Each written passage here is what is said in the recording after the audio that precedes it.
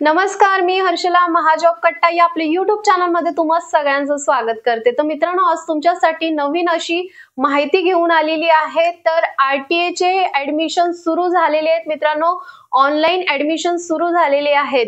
तर RTA म्हणजे काय, तर राईट टू एज्युकेशन याच्या अंतर्गत विद्यार्थ्यांना मोफत शिक्षण दिले जाते। जसे की प्रायव्हेट स्कूल मध्ये यांना मोफत शिक्षण दिले जाते। तर ज्यामध्ये पहिली असो, ज्युनियर केजी असो, सीनियर केजी असो, नर्सरी असो, अशा विद्यार्थ्यांना प्रायव्हेट स्कूलमध्ये मोफत शिक्षण दिले जाते। तर याचे फॉर्म सुरू झालेले आहेत, यावर्षी लवकरच फॉर्म सुरू झालेले आहेत।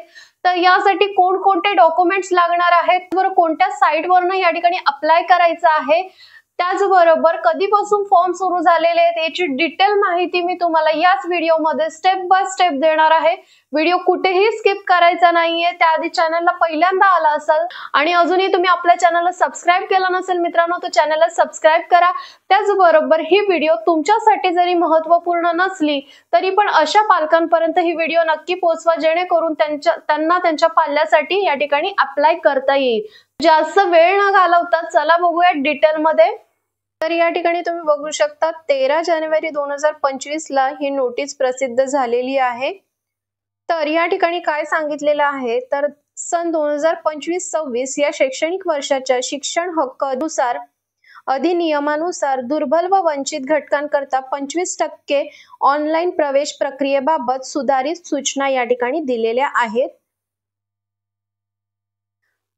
त्यानंतर आता आपण या ठिकाणी बघणार आहोत की सन 2025-26 या वर्षासाठी बालकांचा मोफत व सक्तीच्या शिक्षणाचा अधिकार अधिनियम 2009 मधील कलम 12C1 नुसार दुर्बल व वंचित घटकातील बालकांना स्वयं अर्थसहाय्यित शाळा, विना अनुदानित शाळा, पोलीस कल्याणकारी शाळा विना अनुदानित आणि महानगरपालिका शाळा, स्वयं अर्थसहाय्यित शाळांमध्ये RTE 25% प्रवेश प्रक्रिया ऑनलाईन पद्धतीने राबवण्यात येत आहे। ही गोष्ट लक्षात घ्यायची। कोणकोणत्या शाळा आहेत मी या ठिकाणी सांगितलेल्या आहेत, ज्यामध्ये बालकांच्या पालकांकडून ऑनलाईन अर्ज या ठिकाणी मागवण्यात आलेले आहेत। 14/1/2025 म्हणजेच आजपासूनच हे अर्ज ऑनलाईन पद्धतीने सुरू झालेले आहे। अंतिम दिनांक आहे 27/1/2025 या कालावधीपर्यंत तुम्ही या ठिकाणी हे अर्ज भरू शकता।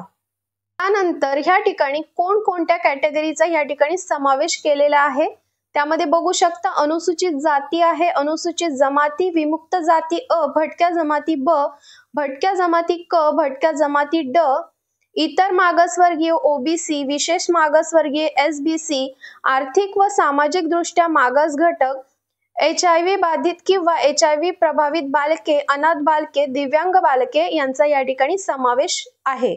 आर्थिक वर्षामध्ये पालकांचे वार्षिक उत्पन्न 1 लाखापेक्षा कमी आहे अशा पालकांच्या बालकांचा आर्थिक दुर्बल घटकांमध्ये समावेश होतो। ही गोष्ट लक्षात घ्यायची आहे। ज्यामध्ये 25% प्रवेश प्रक्रियेकरता विचारपूर्वक 10 शाळांची निवड तुम्हाला या ठिकाणी करायची आहे। ज्यामध्ये पालकांनी 10 शाळांची निवड करण्याआधी गुगल मॅप वरती शाळेपासून ते आपल्या घरापासूनचे अंतर या ठिकाणी गुगल मॅप वरती चेक करायचे आहे। त्यानंतरच या ठिकाणी तुम्ही त्या 10 शाळा निवडायच्या आहेत, ही गोष्ट लक्षात घ्या। त्यानंतर या ठिकाणी आता आपण बघणार आहोत की यासाठी कोणकोणते कागदपत्र लागणार आहेत। जसे की निवासी पुरावा तुम्हाला या ठिकाणी लागणार आहे। निवासी पुरावामध्ये तुम्ही रेशनिंग कार्ड, त्याचबरोबर ड्रायव्हिंग लायसन्स, वीज देयक, टेलिफोन देयक, प्रॉपर्टी टॅक्स, घरपट्टी, मतदान ओळखपत्र, पासपोर्ट, राष्ट्रीयकृत बँकेचे पासबुक यामधील कोणताही एक पुरावा या ठिकाणी सादर करू शकता।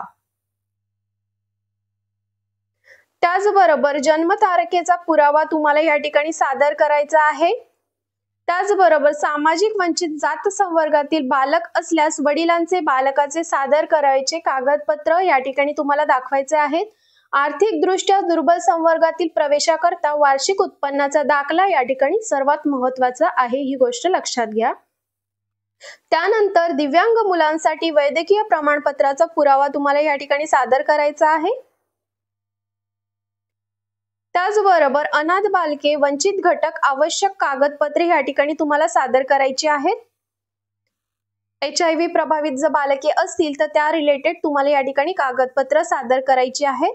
घटस्फोटित महिला पालक असल्यास आवश्यक कागदपत्रे कोणकोणती आहेत, जसे की न्यायालयाचा निर्णय, घटस्फोटित महिलेचा बालकांच्या आईचा रहिवासी पुरावा, बालक वंचित गटात असल्याचा बालकाचे किंवा त्याचे वडिलाचे जात प्रमाणपत्र तुम्हाला या ठिकाणी सादर करायचे आहे. ज्यामध्ये न्यायप्रविष्ट असलेल्या घटस्फोट प्रकरणातील महिला, त्याचबरोबर विधवा महिला या ठिकाणी सगळ्यांसाठीच कोणकोणते डॉक्युमेंट्स लागणार आहेत ते या ठिकाणी नमूद केलेलं आहे. त्याचबरोबर सर्वात महत्त्वाची गोष्ट या ठिकाणी दिलेली आहे की पालकांनी कोणत्याही प्रकारची कागदपत्रे ऑनलाईन अपलोड करू नयेत. ही गोष्ट लक्षात घ्या. ज्यावेळेस तुमचं ह्या लॉटरीसाठी या ठिकाणी RTA साठी नंबर लागेल त्यानंतरच तुम्हाला त्या शाळेमध्ये हे कागदपत्र सबमिट करायचे आहेत. ऑनलाईन कोणत्याही प्रकारचे या ठिकाणी कागदपत्र तुम्हाला अपलोड करायचे नाहीयेत, ही गोष्ट लक्षात घ्या. त्याचबरोबर ऑनलाईन पद्धतीने या ठिकाणी अर्ज सादर करायचा असेल तर या ठिकाणी ही यांची ऑफिशियल साईट आहे. या ऑफिशियल साईट वरती जाऊन तुम्ही या ठिकाणी ऑनलाईन करू शकता. तर याची जी PDF फाईल आहे याची ती मी तुम्हाला खाली डिस्क्रिप्शन बॉक्स मध्ये दिलेली आहे. त्याचबरोबर यांची जी ऑफिशियल वेबसाईट आहे त्याची लिंक सुद्धा मी खाली डिस्क्रिप्शन बॉक्स मध्ये दिलेली आहे. त्या ठिकाणी जाऊन आधी डिटेल मध्ये वाचून घ्या, त्यानंतरच या ठिकाणी अप्लाय करा. तर या ठिकाणी RTA बद्दल मी तुम्हाला डिटेल माहिती दिलेली आहे. याचे ऍडमिशन केव्हा सुरू झालेले आहेत, कोणत्या साईटवरून अप्लाय करायचं आहे, कोणकोणते डॉक्युमेंट्स लागणार आहे याची डिटेल माहिती दिलेली आहे. तर लवकरात लवकर या ठिकाणी अप्लाय करायचं आहे. त्याचबरोबर तुम्हाला ही माहिती कशी वाटली मला कमेंट करून नक्की सांगा. व्हिडिओ आवडला असल्यास व्हिडिओला लाईक करा, कमेंट करा आणि जास्तीत जास्त लोकांबरोबर ही व्हिडिओ शेअर करा. तर चला मग भेटूया नवीन अशा जॉब अपडेट व्हिडिओसह. धन्यवाद.